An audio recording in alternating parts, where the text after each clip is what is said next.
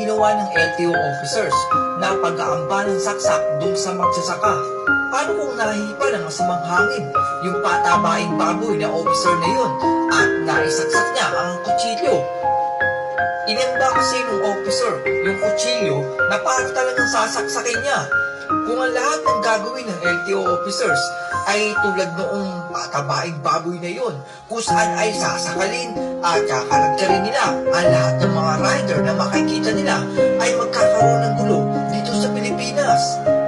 Tingin ko, ginawa ng patabaing baboy ng LTO na yun doon sa magsasaka dahil mukhang mahirap ang suot ng magsasaka.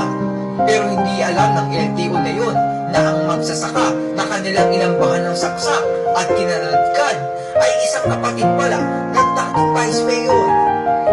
Yung magsasaka na inambahan nila ng saksak ay may-ari pala ng 2 sakahan at 3 resort.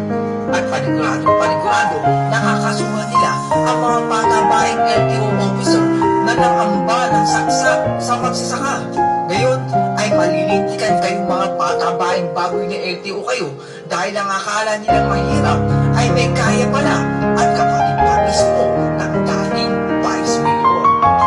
Sa mga naglilingkod sa ating bayan, sana ay huwag natin tingnan ang katapuan ng tao base lang sa kanilang suot na damit at itsura.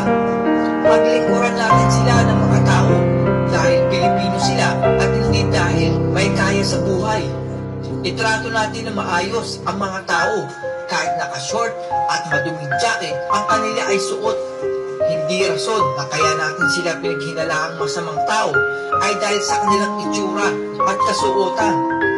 Lagi po nating iisipin na tayo ay public servant at hindi natin sila dapat husgahan dahil lamang sa mukha silang mahirap at nagsasaka ng lupa.